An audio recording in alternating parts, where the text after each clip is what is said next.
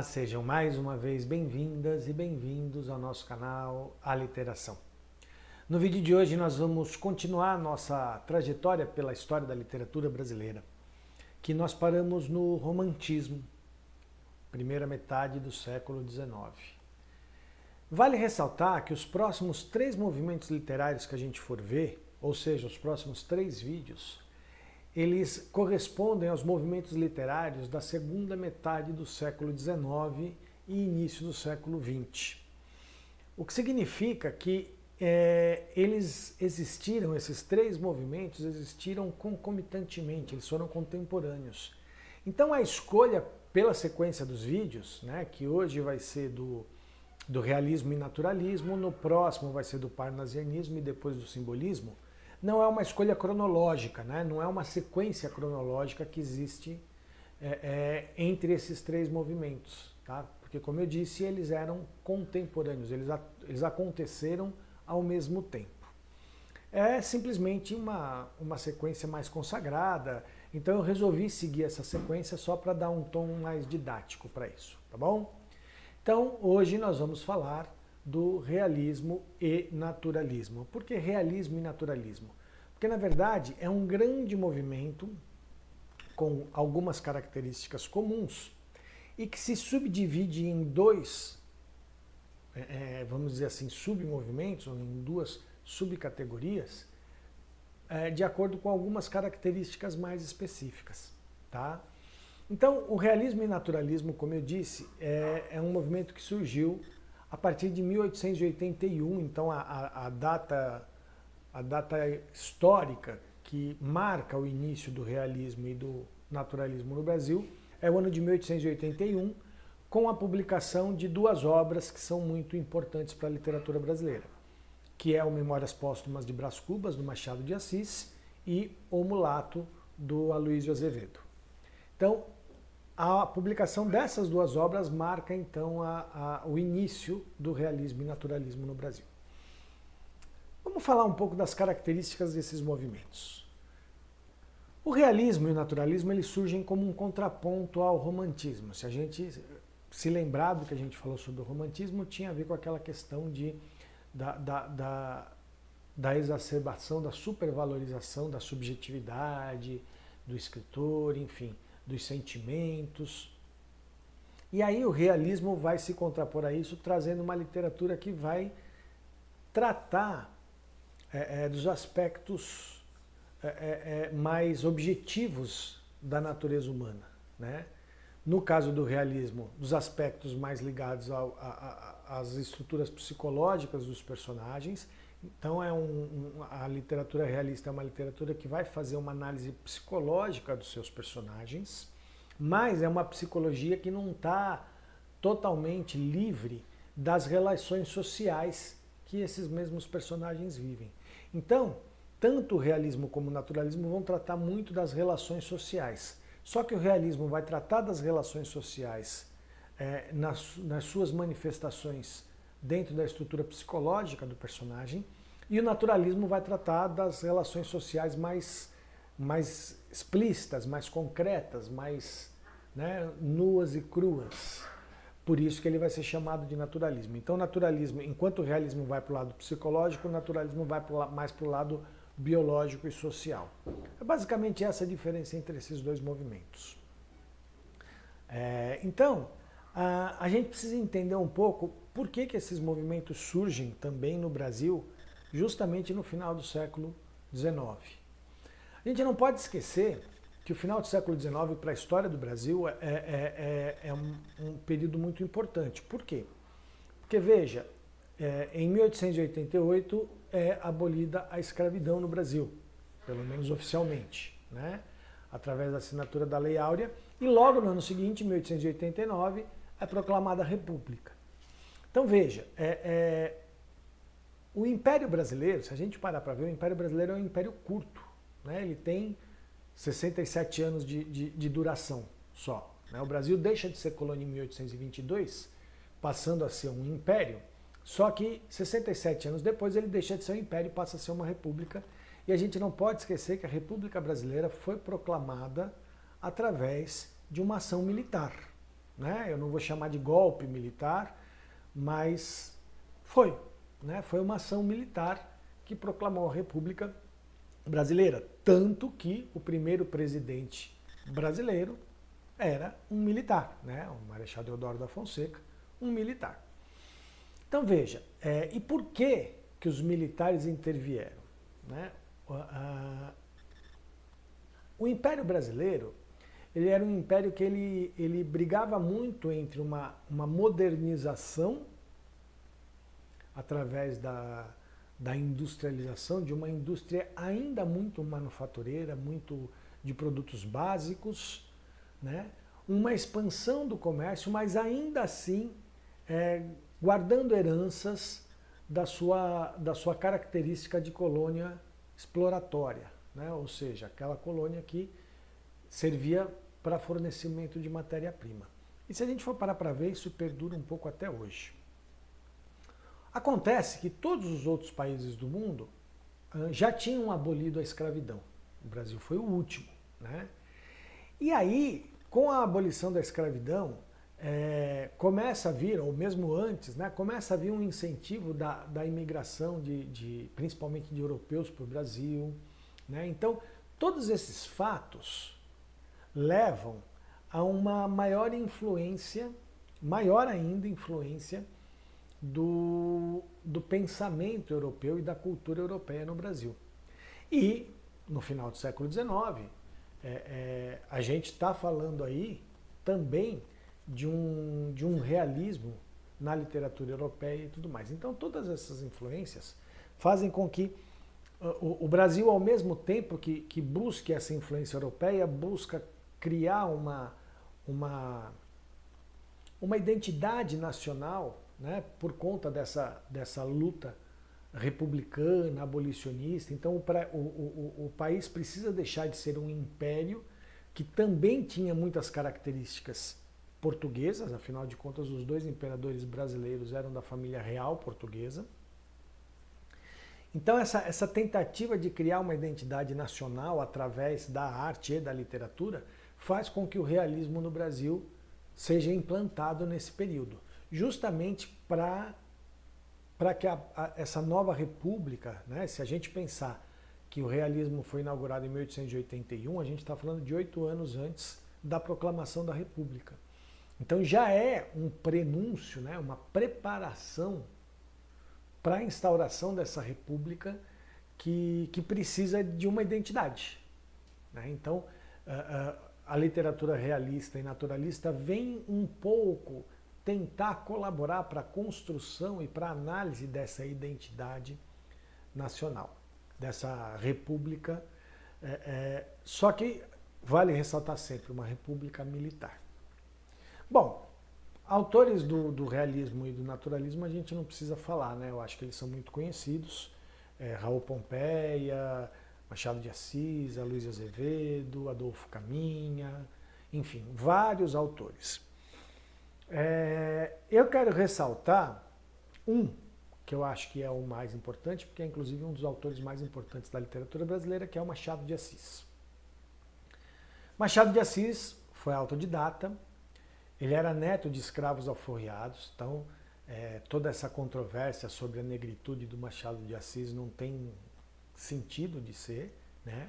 O que realmente aconteceu na história da literatura brasileira foi uma tentativa e um processo de muitas décadas de embranquecimento do Machado de Assis por conta da genialidade da sua obra. Então, durante muito tempo era meio que absurdo colocar uma obra tão genial como sendo escrita por um homem negro, mas hoje isso já está encerrado, né? Machado de Assis era negro. Ah, mulato... Não, Machado de Assis era negro. Um homem negro, autodidata, que não conseguiu estudar, mas que se transformou num dos maiores gênios da literatura brasileira, e não só da literatura brasileira. Eu quero abrir um parênteses aqui para uma coisa que é muito interessante. Existe um crítico literário inglês chamado Harold Bloom, que escreveu um livro chamado Gênios. Qualquer dia talvez até faça uma resenha desse livro aqui. E nesse livro Gênios ele coloca aqueles que Harold Bloom, considera os 100 maiores gênios da literatura mundial de toda a história da humanidade. Obviamente, a gente precisa desconstruir essas referências tão fortes que vêm da Europa e que sempre vieram da Europa, né? E a gente já vive um período, ainda bem, de uma diversidade epistemológica um pouco maior e a busca por outras referências de outros lugares e tal, tudo isso é muito positivo. Mas a gente também não pode desprezar totalmente essa classificação ou essa análise que Harold Bloom faz desses autores. E ele até tenta, tá, trazer uma diversidade, autores da Indonésia, autores africanos, autores do Oriente, enfim, autores latino-americanos e tal. Obviamente, ele como inglês vai colocar o maior de todos, né? Shakespeare como o maior de todos, enfim, tem muitos autores ingleses e estadunidenses na lista deles. Mas eu estou chamando a atenção pelo seguinte, existe um escritor brasileiro nessa lista do Harold Bloom, e esse escritor é Machado de Assis. Então, assim, o Machado de Assis, ele é realmente, talvez, o maior nome da literatura brasileira. Não é o autor que eu mais gosto da literatura brasileira, mas é realmente um dos autores mais importantes da literatura mundial. E é engraçado ver que ele inaugura o realismo com um livro que, apesar de ter toda a estrutura e características da narrativa realista, traz uma espécie de realismo fantástico, né? Porque a gente não pode esquecer que Memórias Póstumas de Brás Cubas é narrado por um morto, por um defunto, né? Então, assim, só o fato de um defunto narrar suas memórias depois de morto já traz um certo ar fantástico para essa narrativa, por mais realista que ela seja. Então, é interessante ver a genialidade do Machado de Assis, porque ele inaugura um movimento realista no Brasil, com uma obra de caráter realista, só que com algo a mais, com uma característica a mais. Eu acho muito curioso. Então, assim, dispensa, né? Machado de Assis dispensa apresentações, assim como a Luiz Azevedo. Se você pegar o Cortiço da Luiz Azevedo, que é uma obra que carrega muitos preconceitos, machismos, enfim, da sociedade brasileira da época, mas é um retrato muito cru, né? Muito cru. Cru no sentido até de cruel da sociedade brasileira da época. Então também é um autor muito importante, o Aloysio Azevedo, já agora visto como um autor naturalista. Só que, para falar de autores do realismo e naturalismo, e pensando em Machado de Assis, eu quero citar uma autora que é, como todas as escritoras mulheres, um pouco esquecida na história, que é a Júlia Lopes de Almeida. A Júlia Lopes de Almeida, ela foi uma escritora que, para começar a publicar, ela nasceu em 1862, né, no Rio de Janeiro, mas foi para Campinas, enfim. Só que para ela começar a publicar as obras dela, ela foi para Portugal. Então ela começou a publicar brasileira, ela começou a publicar as obras dela em Portugal. Casou-se com um poeta português, Filinto de Almeida, voltou para o Brasil, e aí sim, depois que ela publicou sua primeira obra em Portugal, ela volta para o Brasil e começa a publicar. Ela foi extremamente ativa. Ela foi a primeira brasileira a escrever um livro, a primeira mulher brasileira a publicar um livro infantil, de histórias infantis, junto com a irmã dela. E eu ressaltei a Júlia Lopes de Almeida, eu poderia ressaltar várias autoras do final do século XIX, importantíssimas. E é muito legal eu estar fazendo essa pesquisa da literatura, das escritoras da literatura brasileira para trazer para essa nossa série, porque a gente vê o quanto nós tivemos mulheres que brigaram muito, e brigaram muito mesmo, né? Jornais, inclusive a Júlia Lopes de Almeida foi colaboradora de vários jornais, que eram jornais exclusivamente editados por mulheres, jornais femininos, feministas, enfim, muita coisa. Mas eu quis ressaltar a história da Júlia Lopes de Almeida por uma curiosidade, infelizmente, não muito boa. O Machado de Assis, ele foi, historicamente, ele é considerado o fundador da Academia Brasileira de Letras e o primeiro presidente da Academia Brasileira de Letras. Só que as reuniões de fundação, muitas das reuniões, não todas, mas muitas das reuniões que culminaram na fundação da Academia Brasileira de Letras, foram feitas na casa da Júlia Lopes de Almeida. E ela é uma das colaboradoras, uma das pessoas principais, das intelectuais principais que colaboraram para a fundação da Academia Brasileira de Letras. Só que na lista que originou, na lista dos intelectuais que assinam e que originou, né, a Academia Brasileira de Letras, o nome dela é excluído. E por que o nome dela é excluído? Porque a Academia Brasileira de Letras foi formada nos mesmos moldes da Academia Francesa de Letras. E na Academia Francesa de Letras só participavam homens. Então, apesar da colaboração ativa que a Júlia Lopes de Almeida deu para a fundação da Academia Brasileira de Letras, o nome dela foi excluído e foi colocado no lugar do nome dela o nome do marido, Filinto de Almeida, que era um poeta português. Então percebam como era grande, como era árdua e dura a luta das mulheres, né? Hoje ela já é reconhecida como uma das fundadoras da Academia Brasileira de Letras. Essa lista já foi refeita, né? Ela já aparece por conta da importância que ela teve nesse evento, né, que é a criação da Academia Brasileira de Letras, mas a gente não pode esquecer que na época o nome dela foi simplesmente excluído e foi colocado o nome do marido. Então é só para vocês entenderem por que eu acho tão importante a cada vídeo eu estar trazendo o nome de uma escritora mulher para essa nossa trajetória de análise da literatura brasileira. Tá? Da história da literatura brasileira.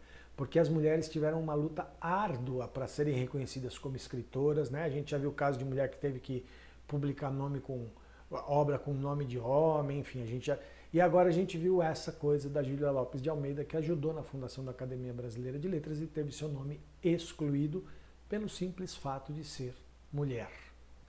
Só isso, tá? Então é isso, gente. Espero que vocês tenham gostado. No nosso próximo vídeo nós vamos falar sobre o parnasianismo e depois nós vamos falar sobre o simbolismo. E lembrando que, ainda falando do parnasianismo e do simbolismo, a gente vai falar do final do século XIX e início do século XX, porque esses três movimentos, como eu já disse, foram contemporâneos e concomitantes, né, e paralelos, eles iam acontecendo em paralelo. Tá bom? Espero que todas e todos tenham gostado. Mais uma vez eu peço a vocês que curtam o vídeo, comentem, se inscrevam no canal se não se inscreveram, se já se inscreveram no canal, convidem as pessoas a se inscreverem no canal. A gente está aí nessa luta árdua para ampliar o nosso público, para que a gente possa cada vez mais ter a possibilidade de continuar o nosso trabalho, que a gente faz com muito carinho e com muito cuidado. Então eu peço a vocês, eu reforço o pedido a cada uma de vocês e a cada um de vocês que espalhem aí o canal para os seus amigos, para as pessoas que vocês gostam, para se inscreverem no nosso canal, para a gente poder realmente ampliar o nosso público, tá bom? E visitem nosso blog, sigam as nossas redes sociais, enfim, a gente está por aí tentando levar uma reflexão sobre arte, sobre literatura e tentando trazer autoras e autores dos mais diversos aí na nossa revista ou mesmo no nosso blog, tá bom? Valeu, gente, até semana que vem. Até semana que vem, não. Até o próximo vídeo, enfim. Tchau, tchau.